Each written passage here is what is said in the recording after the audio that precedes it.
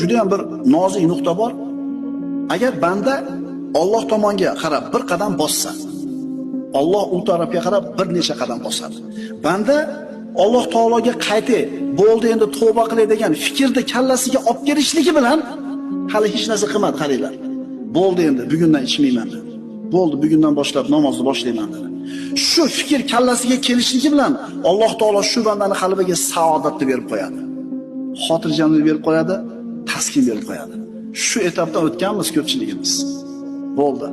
Ertadan namoz boshlayman deganingizda bilasizmi qanaqa maza qilgansiz? Eslangda. Bo'ldi.